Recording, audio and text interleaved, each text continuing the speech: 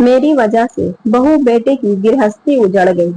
हर रोज की तरह आज भी जब पूनम जी स्नान करके जैसे ही बाथरूम से बाहर निकलने लगी, अचानक से पैर अपने ही लापरवाही से गिरे एक छोटे से साबुन पर आ पड़ा। अचानक से शरीर का संतुलन बिगड़ गया। झटके से पैर फिसला और हादसे से संभलने का मौका भी नहीं दिया। टॉयलेट के साथ लगे नल पर जैसे ही जाकर सिर टकराया, खून एक फव्वारे की तरह बह निकला। कूल्हे की दर्द ने बता दिया कि आज यह जिस्म नियंत्रण से बाहर है। आंखों के आगे अंधेरा छा गया। कौन कहता है कि हादसे सिर्फ सड़कों पर ही होते हैं? घर में भी ऐसा भयानक वक्त उसके साथ आ सकता है। खोना नहीं कर सकते। हमारा मुकेश बेचारा भी बस ऐसा ही है, सबकी मदद करता है। अरे वाह, देखो सामने से मुकेश आ भी गया। मुकेश यार, तेरा फोन बजे जा रहा है। मुकेश के फोन सुनते ही चेहरे का रंग उड़ गया। भागकर बॉस के ऑफिस में गया और दोस्तों को यह कहकर कि 2-3 दिन के बाद मिलते हैं, निकलने ही वाला था कि सूरज ने पकड़ लिया। क्या हुआ यार, सब ठीक तो है? नहीं, सब ठीक नहीं। गांव से मेरी माँ की दोस्त का फोन था। मेरी माँ के साथ हादसा हुआ है, गिर गई है, काफी चोटें आई है, अस्पताल में है, मुझे जल्दी माँ के पास पहुंचना है। कहकर मुकेश जल्दी से निकल गया। मुकेश ने घर आते ही पत्नी महक को बताया कि वो माँ को लेने जा रहा है, उनका कमरा तैयार कर देना और एक सहायिका का इंतजाम भी कहकर जल्दी से निकल गया। महक चुपचाप एक तरफ बैठी पति की चिंता, हड़बड़ाहट और उनके मन की व्यवस्था को बिगड़ने वाली खबर सुनाने को चुपचाप देखती रही।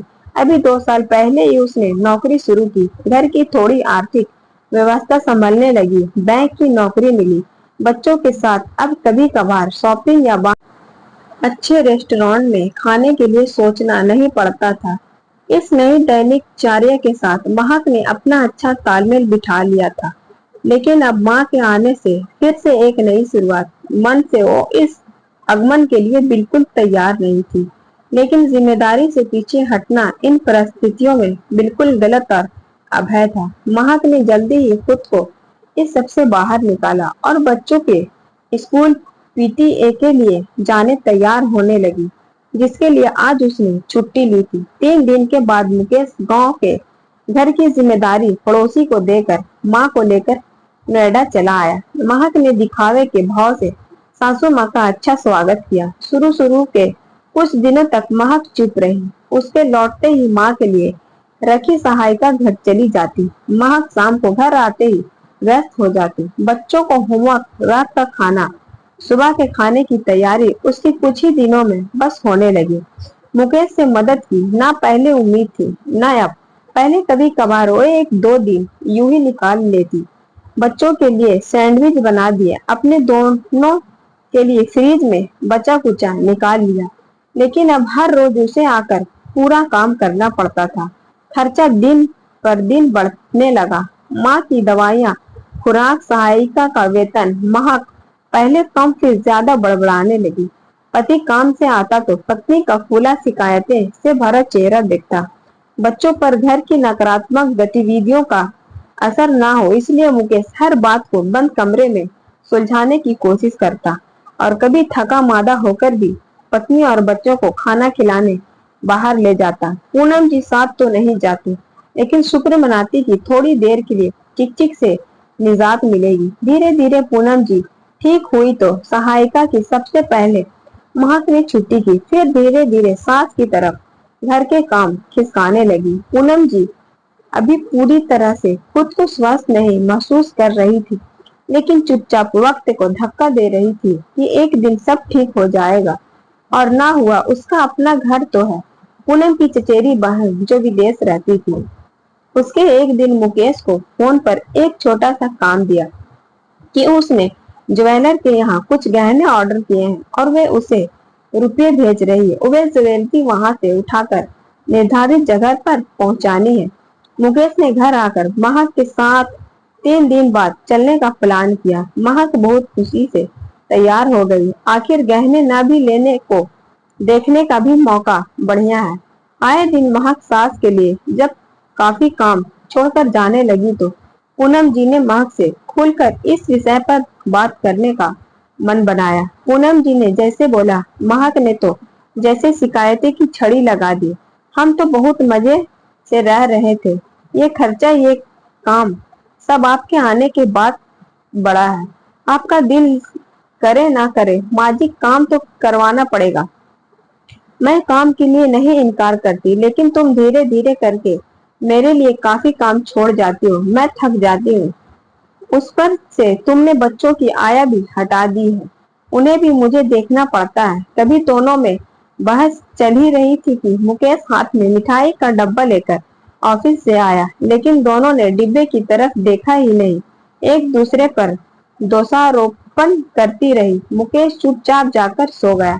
उसको बहुत दुख हुआ। अगले दिन मुकेश ने महा को फोन किया कि वे ज्वेलर के पास नहीं जा सकता, उसे जरूरी काम है। तुम माँ को साथ ले आओ और ऑफिस से आकर मुझसे पैसे ले जाओ, मैं बैंक से निकलवा रखूंगा। महक सास को ले जाना तो नहीं चाहती थी, लेकिन इतने पैसे और गहनों के साथ अकेले होने का जोखिम भी नहीं लेना चाहती थी, इसलिए माँ को ले जाना जरूरी था। दोनों मुकेश के ऑफिस में 12 बजे तक पहुंच गई। मुकेश बहुत व्यस्त था। शीशे की दीवारों में से नजर आ रहा था कि बहुत सारे लोग को बंद कमरे में किसी विषय पर संबोधित कर रहा था। दोनों सास बहू बड़ा गर्व महसूस कर रही थी।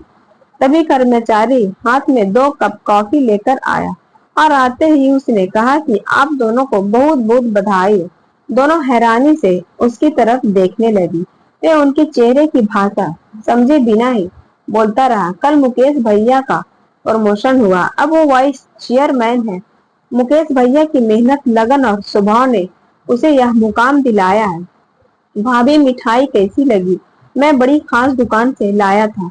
कल मुकेश भैया ने ऑफिस में पार्टी दी तो घर के लिए भी मिठाई मंगवाई थी। सब इंतजाम का जिम्मा मेरा था। वो इतनी हैरानी खुशी वाली खबर एक पल में सुनकर चला गया। महक और पूनम जी वहीं बैठे बैठे जैसे जलसी हो गई।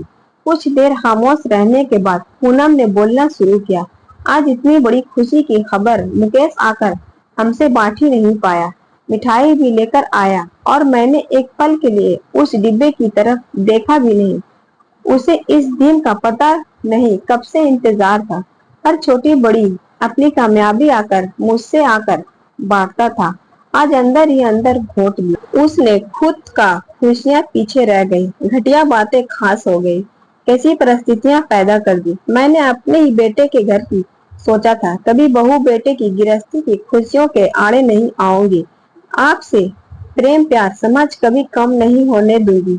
लेकिन कहाँ कर पाई अपनी ही शिकायतें। हर रोज कभी नहीं पूछा कि तू बता बेटा, तेरा दिन कैसा गया। थका हुआ आ रहा है, सबको खुश रखना चाहता है, बाहर लेकर जा रहा है। मैं इस बात से परेशान हूँ कि थोड़ी देर के लिए मैं शांति में बैठूंगी। उसका नहीं सोच रही कि उसके शरीर को भी आराम चाहिए। माना कि काम में मदद नहीं कर पा रही, लेकिन पैसे से तो मदद कर सकती थी। गांव में होती वहां भी तो अपना खर्चा करती, लेकिन नहीं, यहाँ भी मैं स्वार्थी बन गई। जानती हो महक, ये जो घर के मर्दों को जो अचानक से बीमारियां लग जाती है, ये शुगर, ब्लड प्रेशर, दिल की बीमारी, इसकी बहुत वजह तो ये घर के तनाव जो कारण अकारण हम ही पैदा कर देती है। मैंने फैसला ले लिया, मैं वापस गांव चली जाऊंगी। मेरे लिए तुम सबकी खुशी पहले है, बाकी सब बाद में। महक हैरान थी कि माँ कैसे बड़ी सहजता से हर झगड़े तनाव का इल्जाम अपने ऊपर ले रही है। इतना बड़ा दिल सच में एक माँ का ही हो सकता है। सच तो यह है कि वही अपनी सास को अपने घर में अपना नहीं पा रही थी, इसलिए हर छोटी बात को बड़ा बनाकर घर का माहौल खराब कर रही थी। मुकेश का स्वास्थ्य, बच्चों के एक ही सही माहौल में परवरिश, माँ के प्रति फर्ज, इन सब में उनकी भूमिका भी उतनी ही जरूरी है जितनी मुकेश की। वहीं बैठे बैठे सारा मन के विषाद का अंधेरा जैसे छटने लगा। एक सुंदर कर की तस्वीर नजर आने लगी। माँ की आंखों में जो उसके प्रेम था वो नजर आने लगा। सासू माँ का हाथ में पकड़कर बोली, नहीं माँ, आप कहीं नहीं जाएंगी, आप हमेशा हमारे साथ रहेगी, हमें आपकी जरूरत है। आज दिल पर जो प्रेम की दस्तक हुई है उसे जीवन के भीतर लाना है। मुझे अपनी हर गलती दिखाई भी दे रही है और उसे सुधारने का रास्ता भी। गांव जब भी जाएंगे सब साथ मिलकर जाएंगे।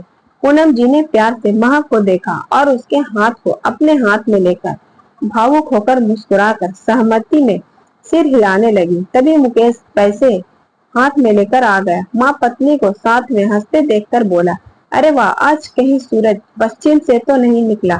माँ हंसते हुए बोली, नहीं जनाब, सूरज तो पूरब से ही निकला है, लेकिन एक सूरज आज और भी उगा। उसकी खुशी हम आज रात भर किसी अच्छे से रेस्टोरेंट में जाकर मनाएंगे। मुकेश निस्संग से इस लम्हे की खुशी में डूब गया। सोचने लगा, ईश्वर के घर में देर है अंधेर नहीं, सच में आज उसे छप्पर फाड़कर ही दिया है। बस अब उसे घर को किसी की नजर ना लगे।